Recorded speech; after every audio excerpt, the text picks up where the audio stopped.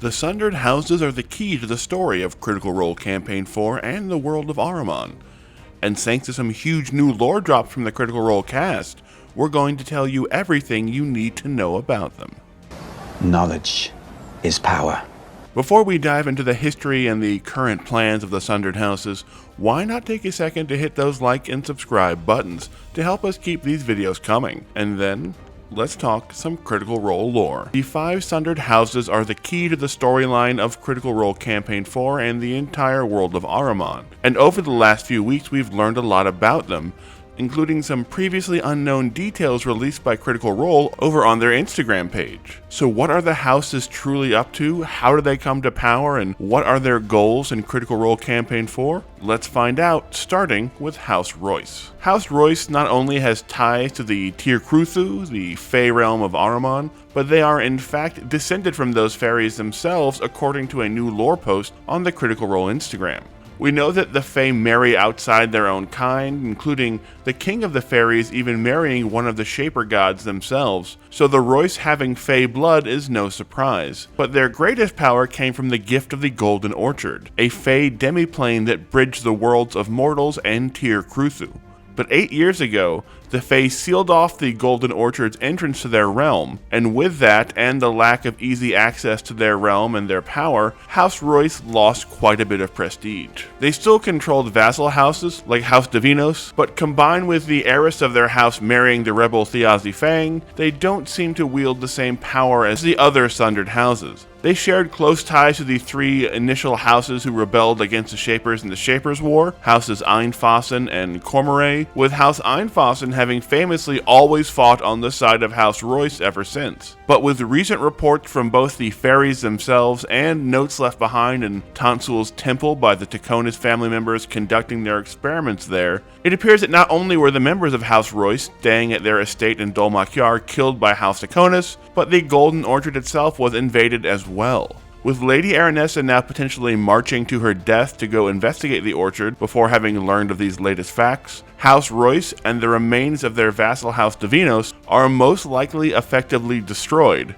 the first victims of the Tachonis and Halovar alliance. Speaking of House Einfasen, they're one of the oldest houses, tracing their lineage not only back to the giants themselves, but to one called the Western Wind, who was part primordial and who walked the land before the Shapers themselves. These ancient ties explain the incredible storm magic and incredible physical prowess of the Einfasen, but they are just as well known for their odd combination of manners and extreme violence. Otto Einfasen, the current head of the house, made it clear that he will do anything to protect it, including caving in the skull of his daughter's own maid when she sent information about the Lady Aranessa and her entourage to someone outside the Einfasen estate. However, while the head of their house seems to be honoring his old allegiance to House Royce, although still technically listening to House Tachonis and their explanation of everyone simply leaving House Royce to go to Fairy, his nephew may be plotting something entirely different, as Horrendous Einfasen is one of the key figures behind the firing of much of the Revolutionary Guard to be replaced with Sundered House soldiers instead. And while it does not currently appear that Otto is involved with House Tachonis and the Halovar schemes that have seemingly brought down House Royce, despite unknowingly taking part in the Tachonis schemes by accepting a forged letter and taking possession and imprisoning some of the House Divinos and House Royce soldiers that were sent on a supply mission, it's clear his family is not fully united on this front, and others, like Horrendous, may indeed know of and even support the Tachonis and Halovar plans to wipe out some of the other Sundered houses. The most mysterious of the houses so far is House Cormoray, tracing their lineage back to ancient times as well, to the Jinn and the elemental spirits of Ahriman,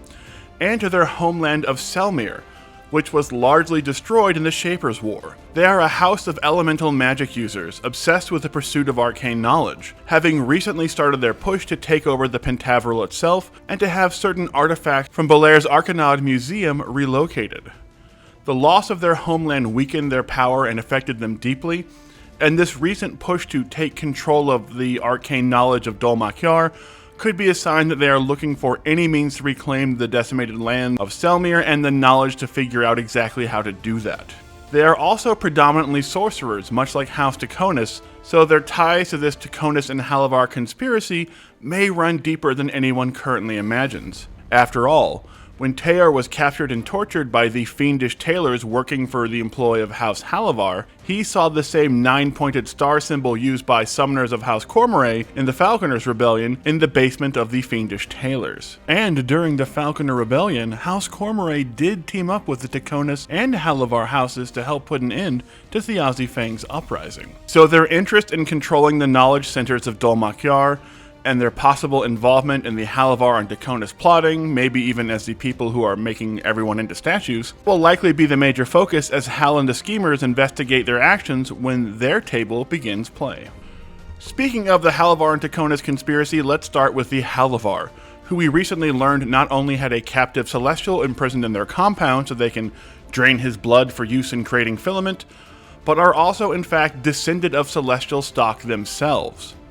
While Wakander, whose grandfather may be one of the last successfully created Celestials in the Temple of Tansul, the Shaper God of Light and the Sun that they once worshipped, may have more Celestial lineage in him than most, the Halovar retain enough of their Celestial lineage, perhaps boosted by the filament, to make them incompatible with the Celestial creation process the Tachonis are trying, at least according to the notes left behind by their researchers. In the Shapers' War, they served alongside the Tachonis beneath the royal house of Oberdai as priests of Tansul and stayed loyal to the Shapers, serving Tansul until his death, which blighted huge swaths of their lands with permanent darkness. While they are clearly allied with House Tachonis, conspiring with them to create unrest in the neighboring country of Timony against King Gus by a combination of buying up land and titles and the creation of the Candescent Creed to spread goodwill among the people and undermine the king's power, they are not unaware of the dangers their allies present, with the matriarch of the Halovar saying of their allies the Tachonis that they have the knives closest to their own backs. They've reached an accord with the demons of Ahriman as well, contracting with them to bring them to the mortal realms as aspirants of this new Candescent Creed religion.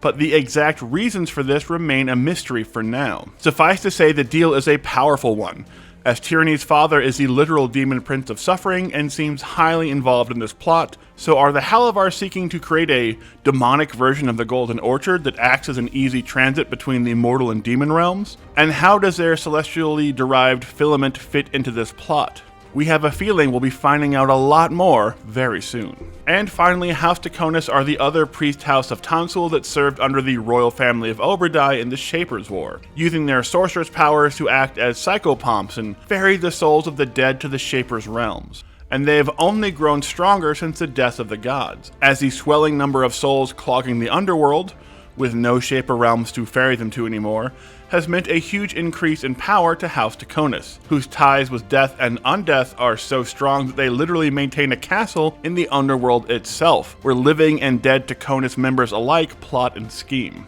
Their current aspiration appears to be tied to accessing the realms beyond Ahriman, as Octus was apparently designed to become their controlled version of a Nightingale Celestial, potentially allowing them access to the realm of a dead Shaper god. And they've invaded and most likely taken over the Golden Orchard, the demiplane where the sealed door to the Fey realms exist. House Royce and their Divinos Guardians were in the way of that plan, and so they were slaughtered by undead assailants in their estates over in Dol Makyar.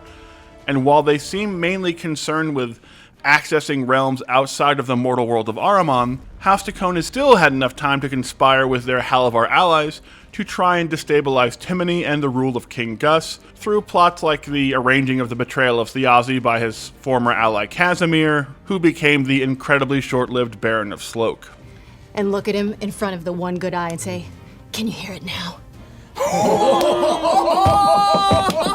They also seem to be collecting formerly sentient statues like Teor's brother Sid, perhaps with the aid of House Cormoray, for reasons these soldiers are still investigating. But in a world where souls are flooding the underworld instead of being ferried off to their final resting places in the now vanished Shaper realms, they have dominion over more souls than ever before, and if their experiments to create a new Celestial, potentially to help control or direct those souls, from which even their so-called Halovar allies are not safe from experimentation, they're possibly the most dangerous force in all of Ahriman right now. And with Octus still apparently a huge part of that plan as the perfect celestial vessel, the Seekers and their allies will have to keep fighting or fleeing for their lives to keep him from falling back into Tachonis clutches. So there you have it, everything you need to know about the Sundered Houses of Ahriman, and how they're shaping the story of Critical Role Campaign 4. So which house mysteries do you want to see unraveled first? Let us know down in the comments, and don't forget to hit those like and subscribe buttons.